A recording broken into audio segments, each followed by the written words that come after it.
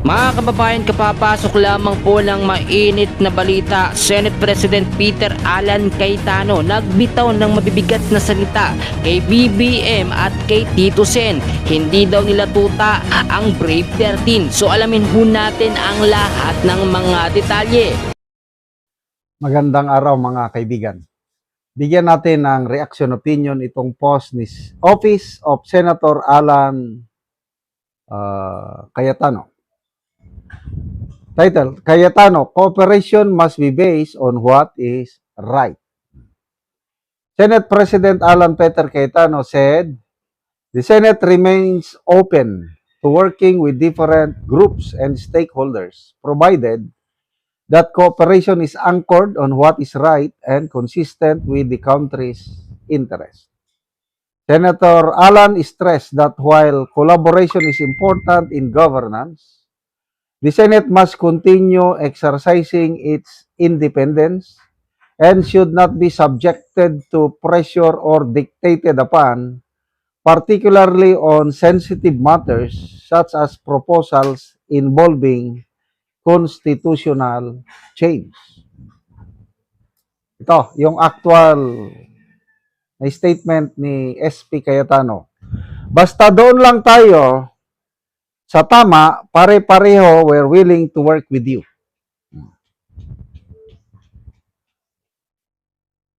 Pero, yung hahawakan nyo kami sa leeg o didiktahan, especially kung pupunta tayo sa changing the Constitution, malabo kaming sumama. According to Senator Amy, yung pagboto ng impeachment sa Kamara, yung monetary incentive, pundo-pundo, plus pinangakuan ang mga kongresista kasama na mga senador na mai-extend ang kanilang term. So magkakaroon ng charter change para hindi magkaroon ng election ngayong 2028. Parehas din sa PERMA initiative noong 2024 ba yun o 2023? Diba, nagpaperma na sila sa mga tao na hindi maliwanag. Parang perma ata sa mga ayuda, mga ganun. Perma naman ang tao. Yun pala, yun na yung gagamitin na para bang people's initiative na baguhin ang konstitusyon. Mabuti na lang na naisiwalat na sa pamamagitan ni Senator Amy na pag-alaman yung ganong galawan nila. At saka, by the time matibay ang Senado sa leadership ni Senator Zubiri. Hindi siya nagpadikta sa Malacanang. Kaya sabi niya, nung nag-resign ba yun, o natanggal na siya, pinalitan siya ni Escudero na hindi ako sumunod, hindi ako sumunod sa kagustuhan ng powers that be. Kaya ito, napalitan ako, sabi niya. 2024 ba yun? Nagkamali lang sila dahil ang napili nilang ipinalit kay Zubiri ay si Escudero, parehas din na independent-minded na hindi nila kayang diktahan. Kaya nung September of last year, wow, naiupo nila si Tito Soto na marami ang tumatawag sa kanya na tuta. Sumusunod lang sa kagustuhan ng naglagay sa kanya sa pwesto. Kaya tawag sa kanya tuta.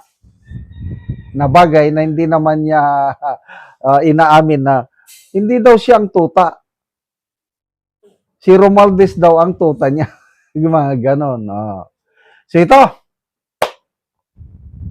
mabuti na lang at nagkaroon ng kudita Ako, malaki talagang pasalamat ko sa Diyos. Ang laking bagay ito. It's God's handiwork. Yung Brave 13 na naagaw nila ang liderato para hindi nila magawa yung gusto nilang gawin.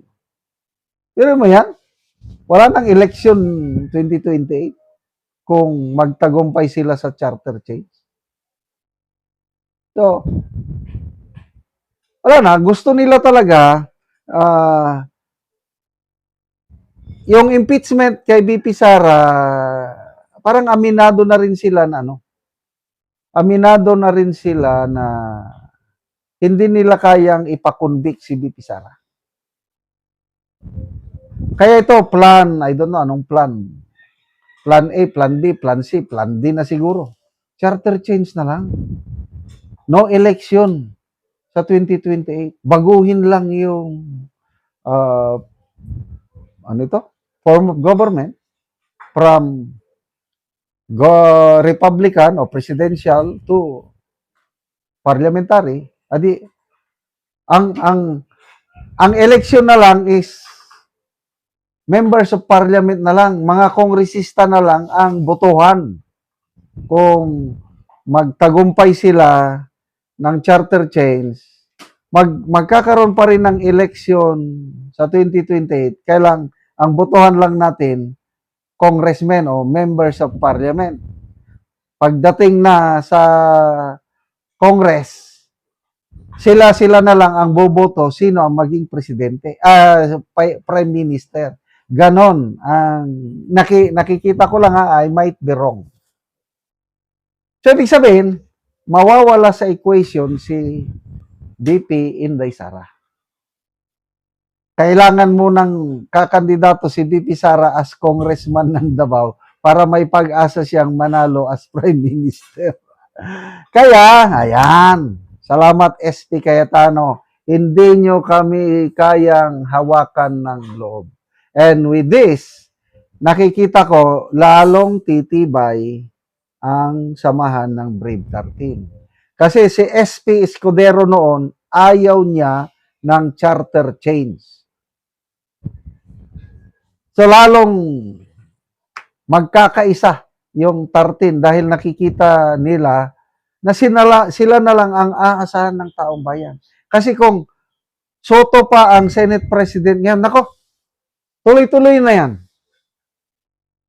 Pag nagtagumpay sila na palitan yung si SP Cayetano, wala na. God save the Philippines na talaga. Magagawa na nila ang lahat nilang makakaya. Mabuti na lang ang Senado is last bastion of democracy natin. Nandyan yung final check and balance. Mabuhay kayo, SP Cayetano at saka Brave 13. Salamat mga kaibigan sa inyong pagsubaybay sa channel na ito.